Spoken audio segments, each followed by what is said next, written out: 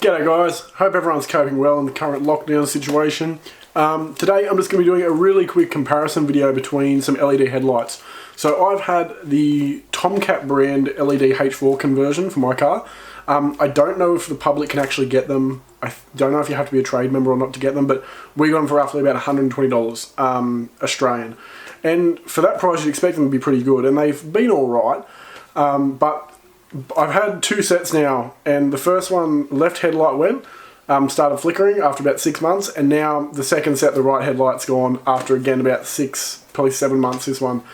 And I really can't be bothered trying to get another set. I did get it under warranty, the replacement, but I'd rather just have headlights that will work. So I'm going to be trying now, doing a comparison between those and these really cheap night eyes. So I've heard quite good things about these, and apparently they're super bright, and they're only 40 bucks off eBay. I'll leave a link in the description. But I'm going to be doing a quick test between these two. So I'll do a comparison in the brightness of the Tomcat ones, and then a brightness comparison with these ones. And we'll just do a quick cheap versus expensive one to see which one comes out on top. Hope you guys enjoy. Alrighty, so we'll open these up now, and we'll see what's inside. So obviously it should just be the headlight, but it's always good to open stuff up on camera. Where are we? Of course it needs to open up. You get some gloves to install them, I guess. You get, what's this? Just a statement note thing there. This is just the product manual. And then here are the headlights themselves. So yeah, they look pretty normal. Just trying to see. Yeah, they're a bit different. So the ones I've got have the two LEDs. I'll move this out of the way. So the ones I've got now have two LEDs on the top that point straight up, and then two here as well that point straight down. So your low beam's one that points up because it reflects off the top and then back down, and then your high beams are the bottom ones. But these actually have like three in a triangle pattern. So I'm not really sure how the spread's going to work for that, but I guess we'll find out. Anyway, so I'll go get some footage of the old headlights, and then we'll install these and see what they look like. Alright, so I hope the engine noise isn't too bad, but I'm currently sitting in my driveway, so I'm going to do the test with the exact same camera settings on all of it. So I've got my shutter speed set at 50, my ISO is at 1600, and my aperture is at 3.5. So this is the Tomcat headlights. As you can tell, they're decently bright, but they're just, I don't know, not great. So anyway, I'll go for a drive now. I'll get a couple more clips, and then we'll come back and I'll show you the other ones. Alright, so this road has a couple of little street lights, but you can still get the idea. So they're not that great. They shoot the beam really low, and you don't get much like light, ambient light off them at all. It has a really steep cutoff. Now this is the high beam of them, and I don't even know, yeah, you can see a little bit of a change there, but not much at all really. So I will go home now and put the other globes in, and we'll see what they're like.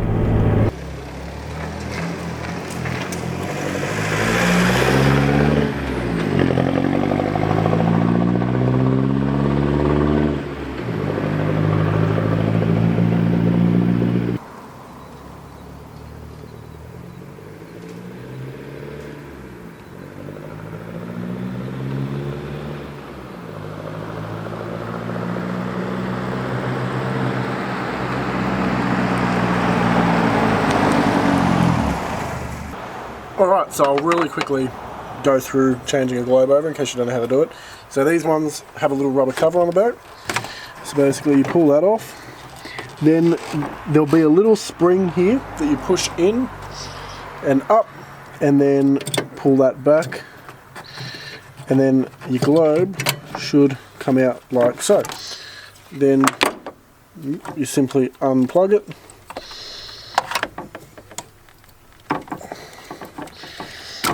Like that, and there's the old globe and assembly there. So yeah, now I'll just quickly put the new one on.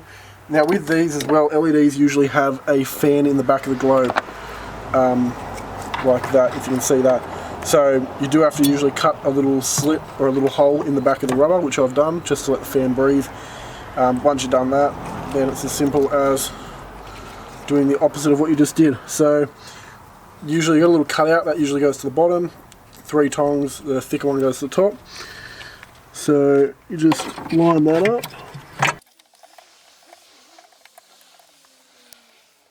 So just line that up, put that spring back over, and then your rubber back on.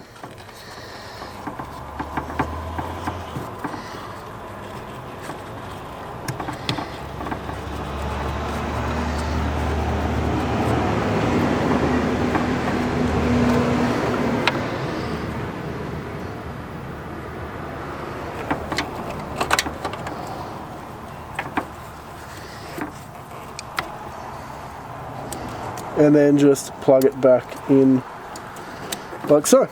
Cool, so that one's done. I'll go to the driver's side and then I'll wait till it gets dark and we'll test these ones out and we'll put it side by side to see which one's better. Okay guys, so this is the first test now. Garage door again, the settings are the same. So again, shutter speed's 50, ISO 1600 for this test, and the aperture is 3.5. So I'll go ahead and flick them on. Yeah, well, that looks like much more of an even spread. I think I'd have to again look at the footage side by side, but from what I can see now, just looking at it, 1, I think it looks brighter, but yeah, 2, I think it's definitely got a more even spread. It doesn't look like it has a big cutoff like the other ones did. But anyway, I'll go have a look at them inside and we'll put it all side by side and we'll see what it looks like. Alrighty, so we're on the exact same stretch of road now as I was yesterday when I had the old headlights in, and I don't know if you guys can tell much of a difference on the camera. I'd have to have a look at this after I record it, but I reckon the difference is quite significant, to be honest. I actually went for a little drive before, and the main difference, I reckon they might be a little bit brighter. The main difference I've noticed though is I'm not reaching for the high beam every 2 seconds. Usually when I'm driving on an unlit road with my low beams on, I'm straight away reaching for my high beams because I have spotties and stuff. But I haven't been, so I reckon they are. I'll get some other clips and we'll put the footage side by side, and we'll see what you guys think. But I don't know, I'm pretty impressed so far.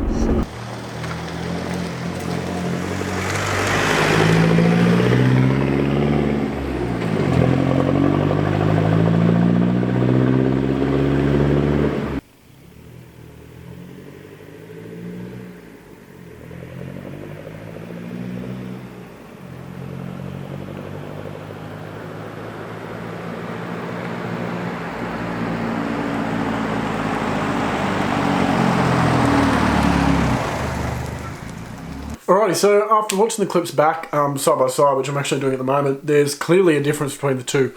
You can tell one's definitely a lot wider and it's got a lot better spread. So I'll put up which one's which after the end of this next clip because I want you to kind of make a judgment before I just tell you.